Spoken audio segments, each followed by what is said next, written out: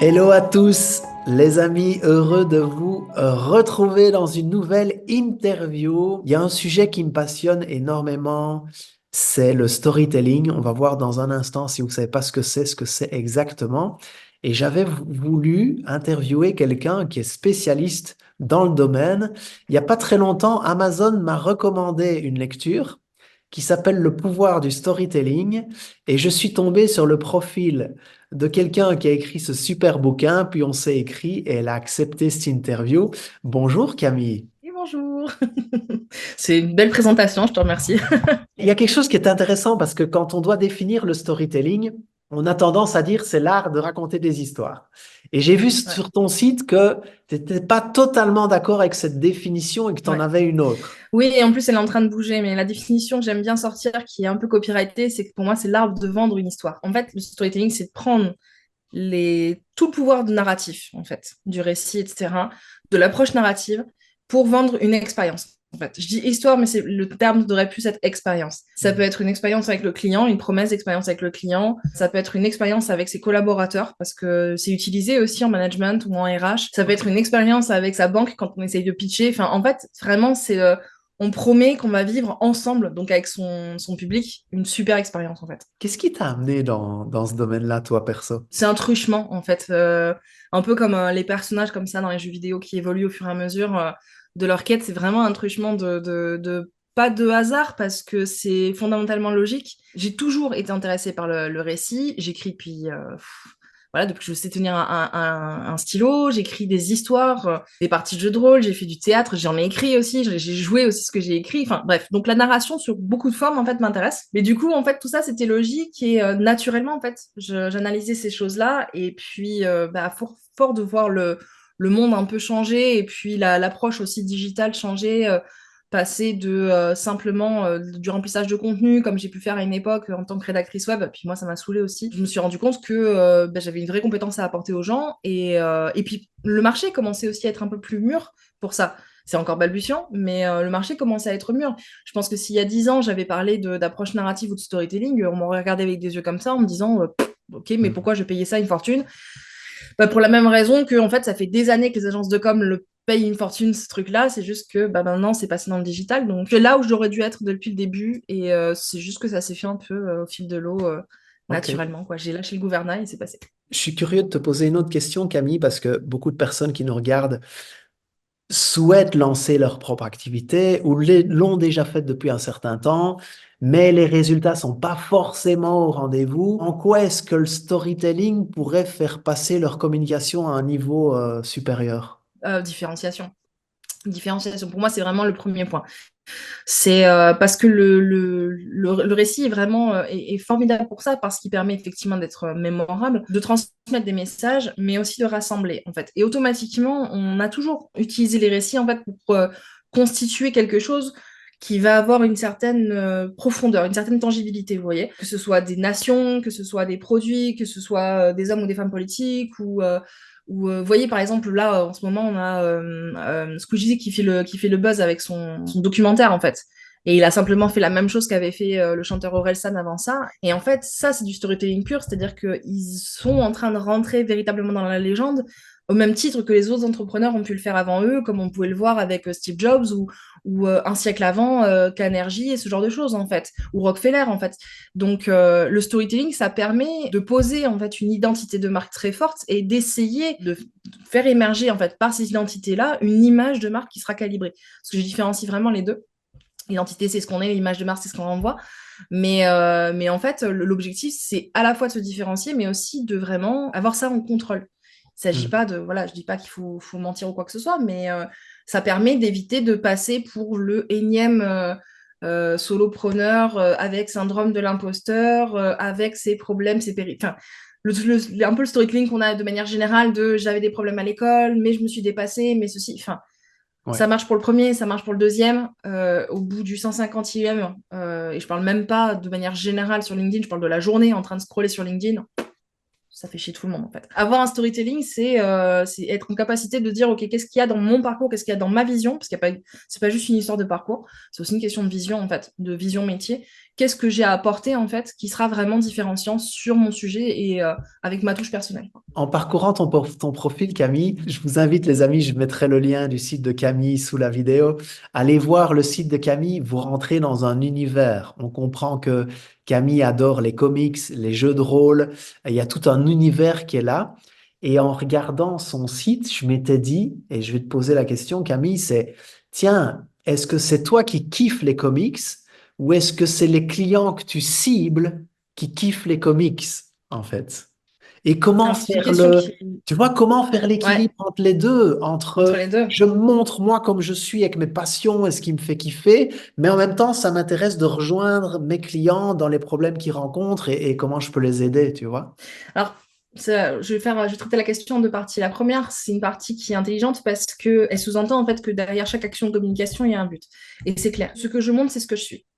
Pas, je ne dis pas que je montre sur LinkedIn ce que je suis, mais le fait que j'aime les comics, etc., c'est moi. C'est pas fait pour plaire en fait aux gens. Ouais. En revanche, le fait que j'ai choisi de le montrer, c'est fait pour me démarquer et c'est fait aussi pour me faciliter la vie au quotidien parce que j'en avais un peu marre d'être parce qu'il y a 10 ans de ça, en fait, j'étais rentrée un peu dans l'art, dans la communauté SEO, j'étais un peu le poil à gratter et tout. Et puis, j'ai essayé de calmer un peu les choses. Puis, en plus, j'avais plus le temps, en fait, de gérer les shitstorms qui arrivaient tout le temps sur Twitter. Parce que j'aimais bien soulever un petit peu les problèmes. Donc, ça me prenait des journées entières, en fait, de commentaires réglés et tout.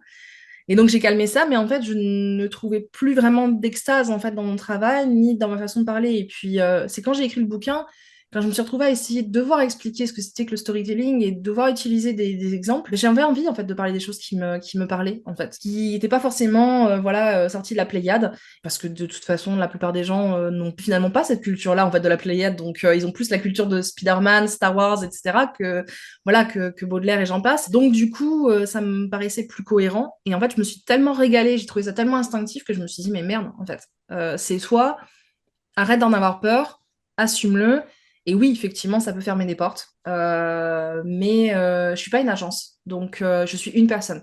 Ça, c'est l'énorme avantage, c'est-à-dire que je ne suis pas obligée d'avoir un univers qui rassemble à peu près tout le monde. Étant une marque personnelle, puisque je suis Camille Gillet, ma marque c'est Camille Gillet, automatiquement, on s'attend à payer en fait pour mon univers et pas pour celui de quelqu'un d'autre. Donc, ça me paraîtrait assez incohérent de ne pas être incarné, d'être vraiment sur du basique et de la discussion que tout le monde a, parce que du coup, bah, on en revient à ce que je disais tout à l'heure, entre personne 1 qui a fait son burn-out avant de sortir sa nouvelle entreprise et personne 2 qui a fait son burn-out avant de sortir sa nouvelle entreprise, c'est quoi la différence? Parce que, je veux dire, comme tout le monde, j'ai des traumas, comme beaucoup de gens dans ma profession et avec mon type de, on va dire, de mode de fonctionnement intellectuel, j'ai eu des soucis à l'école, etc. J'étais inadaptée sur plein de trucs, mais à quoi ça sert de raconter ça, en fait? Parce que déjà, d'une, tout le monde le raconte, et en plus, c'est pas du tout ce sur quoi j'ai envie de me positionner, parce que bah, ce que j'ai envie de partager, en réalité, c'est bah, des histoires, et comment les histoires sont puissantes, et pourquoi elles sont puissantes,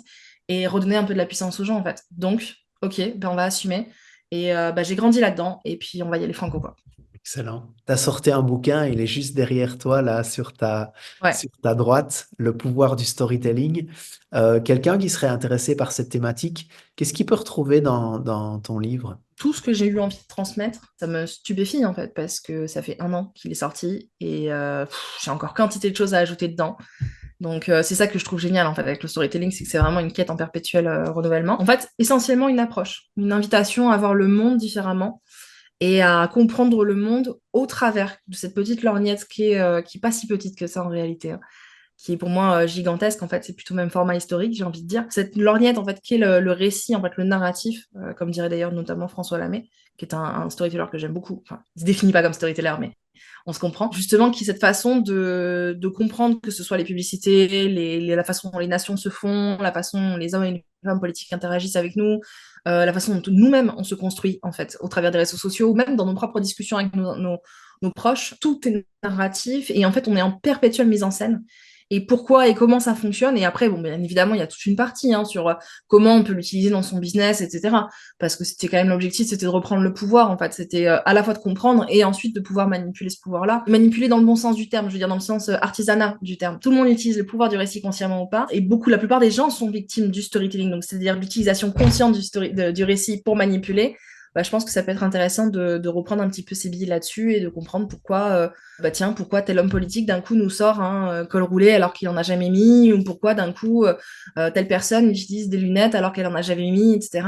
Pourquoi par rapport à ce contexte-là, qu'est-ce que ça veut dire? Enfin, voilà, encore une fois, il s'agit de reprendre de l'indépendance en fait, par Ouais, rapport à des gens qui maîtrisent ça. c'est ça. Est-ce que dans des personnalités connues ou des marques que tout le monde connaît un petit peu, il y en a l'une ou l'autre qui, toi, t'inspire en termes de storytelling? Que tu te dis, waouh, la façon dont ils le font, vraiment, ça me parle, c'est efficace. Ça te donnerait envie de les analyser, quoi. En mode, ils ont des Ouais. super résultats, ils font ça bien. En général, toutes les marques qui bossent avec Buzzman, l'agence Buzzman, et c'est le cas par exemple de Burger King, c'est pas Ok. compliqué. Souvent, quand je vois une campagne qui est géniale, je regarde derrière, je vois agence Buzzman, je fais OK, c'est bon. Hmm. Je les trouve absolument géniaux. Orelsan, j'avais été positivement impressionnée par le travail que son frère avait fait de montage et de narration dans son montage, parce que je trouvais que c'était une masterclass bien plus réussie que celle de Squeezie d'ailleurs, qui en plus perd de sa valeur parce qu'elle arrive après. Ça va surprendre beaucoup de gens parce que c'est Emmanuel Macron. C'est fascinant parce que c'est à la fois pas un bon orateur et en même temps un bon auteur. Enfin, c'est très bizarre, ça fait des années que je le suis.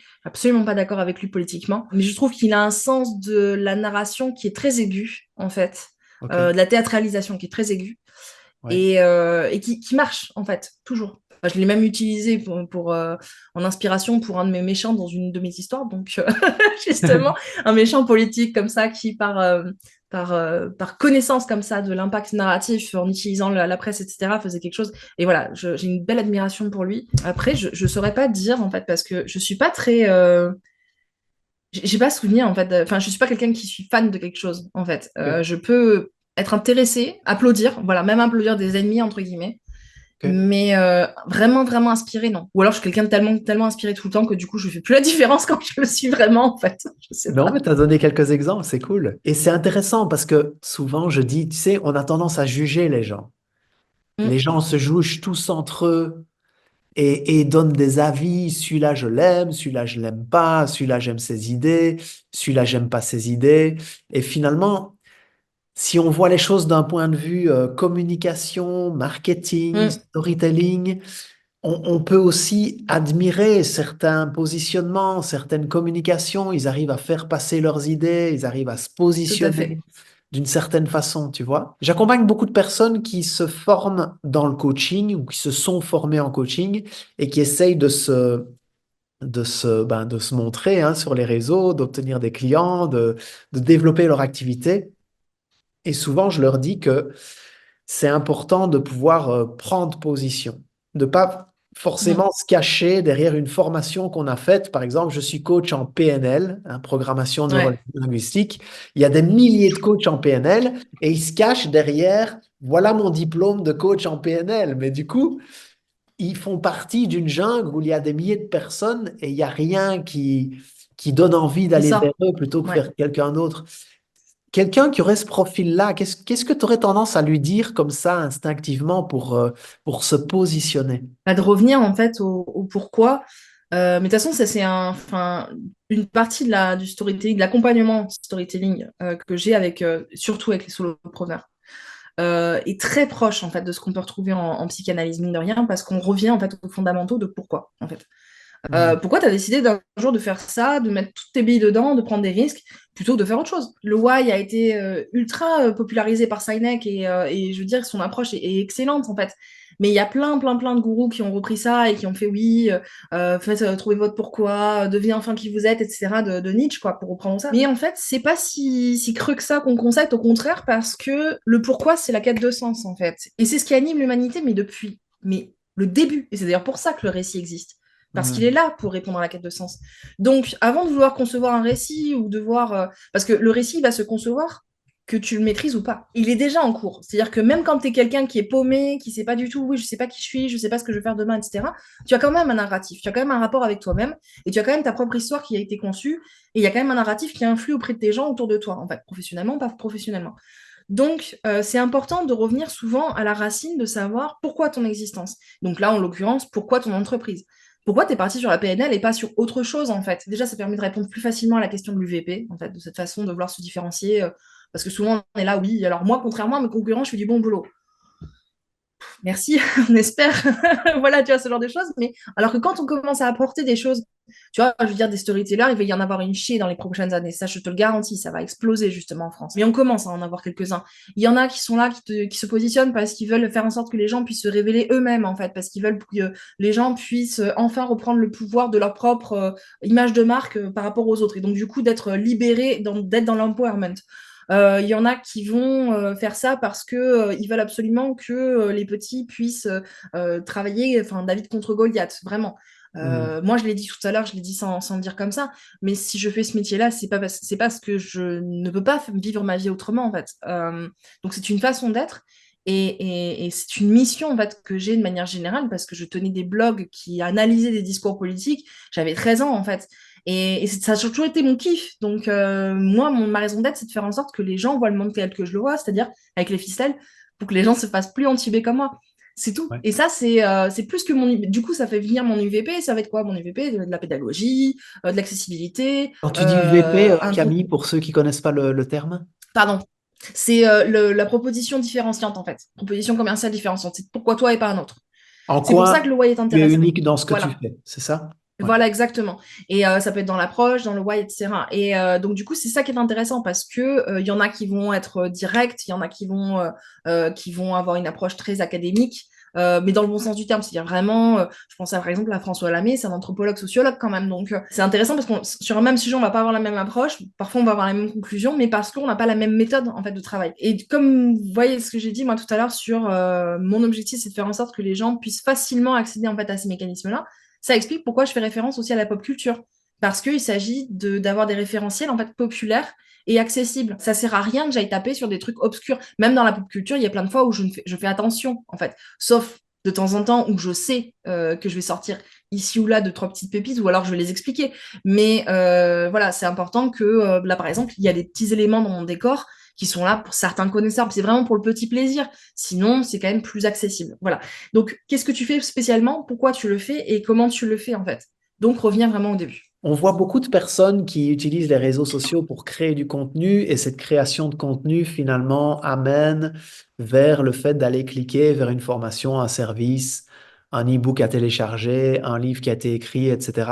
En termes de création de contenu, qu'est-ce que tu recommanderais de plutôt s'exprimer sur des choses qui nous font kiffer et sur lesquelles on a envie de s'exprimer ou s'exprimer sur des choses qui correspond à la cible qu'on aimerait toucher et qui fait partie de leurs besoins. Tu vois ce que je veux dire? C'est compliqué comme réponse et j'ai envie de dire que ça dépend parce que oui, quelque part, il faut cibler, il faut vraiment essayer de chercher sa cible et en même temps, pas du tout. J'explique. Il y a des fois où en fait, on a une cible en fait en tête. Et c'est peut-être pas forcément la meilleure pour notre business ou pour notre façon d'être en tant qu'entrepreneur. Peut-être que finalement, en fait, c'est pas du tout ce qu'on veut. C'est ce qu'on souhaite. On se dit, ouais, par exemple, je sais pas, je bossais avec des grandes marques. Et puis en fait, avec le long terme, on se dit, pff, ouais, non, en fait, finalement, ça me correspond pas du tout. Quelque part, être dans une approche plus globale, c'est-à-dire faire vraiment ce qui te fait kiffer, avec une cohérence quand même narrative par rapport à pourquoi tu le fais, toujours en rapport avec ça te permet du coup d'attirer des gens qui te ressemblent un peu plus, ou en tout cas qui rentrent en résonance avec toi. Bah, comme pour en fait tout communicant et même de manière générale, en fait, comme vous êtes dans la vraie vie, il faut être à la fois authentique et stratégique. C'est-à-dire que c'est toujours l'exemple que je donne en fait. Vous vous adressez pas de la même manière à votre belle-mère qu'à votre femme. Vous n'allez pas avoir les mêmes sujets de conversation et ça n'empêche pas que dans les deux cas, vous allez être vous-même, entre guillemets, Ouais. sachant que vous n'êtes même pas authentique à 100% avec votre femme et vous n'êtes même pas authentique avec vous-même, en fait. Vous n'êtes même pas authentique avec votre propre psy. Donc, en fait, on l'est jamais, honnête. Donc, mais c'est vrai, en fait, on passe notre C'est temps à vrai. présenter une version qu'on imagine que l'autre attend de nous. Ouais. Donc, il y a cet effet-là qui va arriver. Mais je dis, il faut pas tomber dans le tout me fait plaisir, parce qu'on n'est pas là pour faire du blogging. Je veux dire, une stratégie de communication, c'est pas une stratégie de blogging, dans le sens, j'entends vieux blog, Skyblog à l'ancienne, en fait. On n'est pas là pour se faire des copains et faire des photos et puis être compris par des gens qui nous ressemblent. On est là quand même pour faire du business, donc ça ne faut pas l'oublier. Mais ça peut être intéressant, effectivement, de voir s'il n'y a pas une incohérence entre la cible qu'on vise et nous-mêmes, parce que généralement, c'est comme ça d'ailleurs qu'on va l'attraper, et puis voir dans cet espace-là, qu'est-ce qu'on peut faire qui nous ressemble, en fait. C'est ça. C'est voilà, le cadre, quel dessin je peux faire. Ouais. dans ce cadre-là. Donc Camille, tu as écrit ce bouquin aux éditions Erol. Il est disponible en bibliothèque, sur Amazon. On peut le commander aussi en format Kindle. Les amis, je vous le recommande vivement. Camille, si quelqu'un voulait solliciter tes services, comment est-ce que tu fonctionnes? Bah, simplement, en fait, tu me contactes via mon Calendly, on voit pendant 30 minutes ce dont tu as besoin. Si c'est du coaching, c'est de la formation, si c'est voilà. Et puis, on discute budget, évidemment. Et puis, je te fais une proposition commerciale. T'es d'accord, on y va. T'es pas d'accord, on n'y va pas. Je veux dire, il va rien se passer. T'es d'accord, tu me vends pas ton âme. Donc, voilà, en fait, c'est tout, enfin, comme tout le monde, en fait. Eh, Et merveilleux. après, c'est le début de Donc, l'aventure. ouais, ouais, donc je vais mettre le lien en dessous. Donc, vous pouvez réserver un appel avec Camille de 30 minutes. C'est un appel offert. C'est l'occasion de comprendre un peu dans quelle situation vous êtes, de quoi vous avez besoin, si Camille peut répondre à ce besoin-là précisément.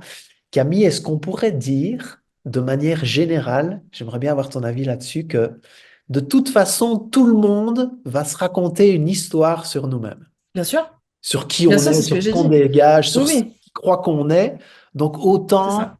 leur donner l'histoire qui nous ressemble le plus finalement. Ce serait pas un peu ça? Euh, qui nous ressemble le plus, ce serait moi le côté idéaliste que je suis, a envie de te dire à 200%, mais côté purement machiavélique et au sens strict, a envie de te dire en fait, ce qui est important véritablement, c'est pas tellement l'histoire qui nous ressemble, c'est l'histoire qui nous est la plus utile.